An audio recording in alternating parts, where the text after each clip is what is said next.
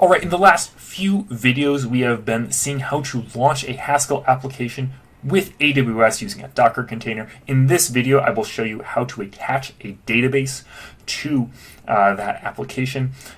So here I am on the AWS console, and most of these steps within the console itself are actually pretty easy. So we're going to look at some of the preparation that actually goes into this. This whole process starts by seeing how our code is written. So the first thing we're going to assume here is that we've got a database schema of some kind. I am using the persistent library, which has this template Haskell format, and it allows you to do this. It's template Haskell. We define our different data types in here, just showing a very simple example. And we have this migrate all function that is created as a result of using this template Haskell. So whenever we launch our server, we want to be able to run this migrate all function in order to make sure its tables are up to date. Now, there's one step we have to do before we migrate it, though. We need to make sure that our database has been created. So whenever you have a Postgres database, you can list what you might say sub-databases of this. So you will always have this Postgres table by default. Or it's not a table, it's a database. And you can see I have MMH. This is a side project. You want to section out your data into different databases so that they don't conflict. So we want to be able to create a new database when we launch our app for the first time, or when we switch our database or anything like that.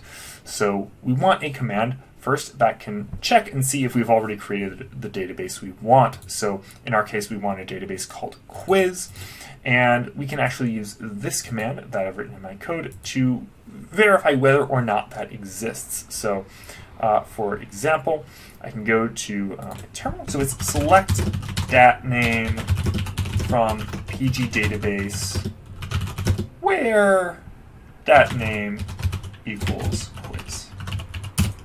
And so right now we see we have 0 rows. Whereas if I create this database, so we say create database quiz, now I can run that same query and it's going to return this row. So that's what we're going to use within our code. So we talked about our persistent code, but this code that is just going to be running these raw queries, this actually uses PostgreSQL Simple. Different Haskell library, works really well for this sort of thing. So the first thing we do, create DB if missing. So we run that command I just showed you, select that name from PG database.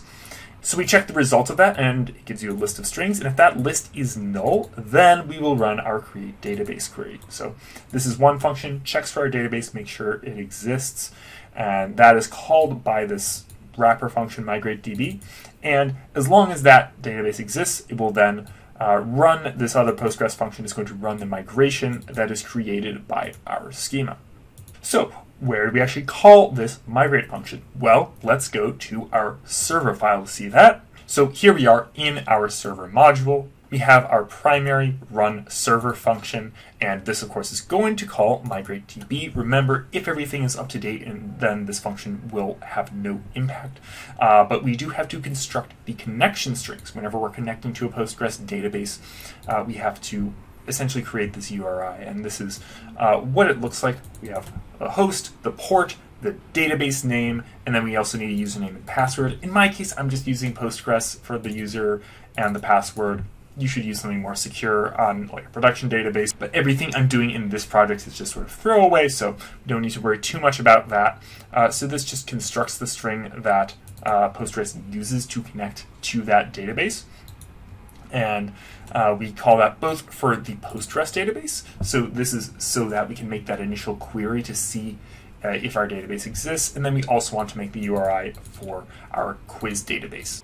So we make these two connection strings, we pass them to our migrate database function. It will use the base one when it's creating. It will use the quiz connection string when it's migrating. And then, of course, we're also going to want that quiz URI for our quiz database. That gets passed to our server. Our server will use that when it's making its queries. So that's pretty much all of the code changes we have to make. So let's go into the AWS console. So to create our database, we're going to use the RDS service. So we'll click on that, and we'll want to use create database, the orange button right there, and there's not a ton that we need to do in this wizard. Most of the options are pretty straightforward, especially if you're just doing a simple project. So I'll just show you all of those options. So we're just going to select Postgres. We're going to select the free tier because small project, we don't have to pay for anything. Give our database a name.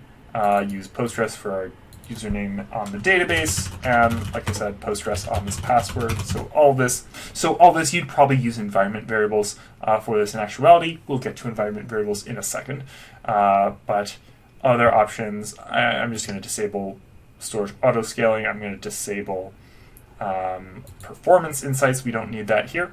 And then when you're ready, you'll hit create database. Now, I've already created my database, so I'll go ahead and just show that. Google will warn you if you use an insecure password like Postgres, even if it's not actually a password. So fun little fact right there.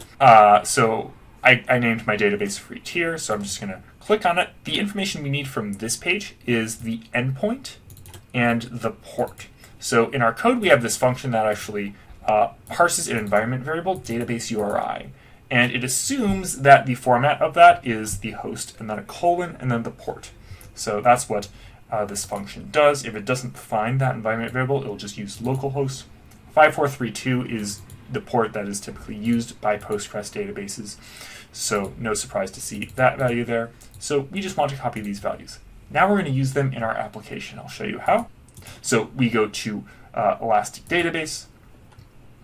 And my environment says its health is not good, but the reason for that is that I never added a root route for my environment, or for my server rather. That's a tip I have. If you don't include a root route, then AWS will not have a good opinion on the health, but it's okay. It's actually still working. I'll go ahead and click on the environment because we want to configure it so that it has the environment variable. So let's go to the configuration. Environment variables are under software, so we'll hit edit next to software, and we just go to the bottom.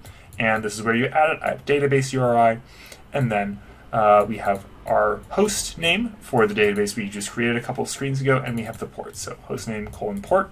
You could use separate environment variables for the host and for the port. You could use environment variables for username, password. These are exactly what you would use for API tokens and anything that's kind of sensitive. But what you'll do once you finish that is you'll hit apply, this button in the corner. Whenever you add a new environment variable, that actually causes your environment to sort of reconfigure and reboot. So your environment will go down for a second and then it will come back up. And then you'll actually be connected. So things won't completely work until you do this. The way my server is set up, what I showed is I created a new Docker container. I pushed that Docker container, but when it tried to start the server up, it actually wasn't working because it would try to do the create database step and it didn't have this URI, or it thought that it was using localhost and it can't use localhost. So until you get this step working, your database is not going to be functional, your server is not going to be functional. But once you add this, then it'll go through all of those steps, it'll create the database, it'll migrate, and then your server will be up and running. So hopefully this was helpful to you. Hopefully this whole series of videos has been useful as you try to launch a Haskell server on AWS. Make sure to subscribe to Monday Morning Haskell, both to the YouTube channel and to the monthly mailing list. That link is in the video description. So thank you so much for watching.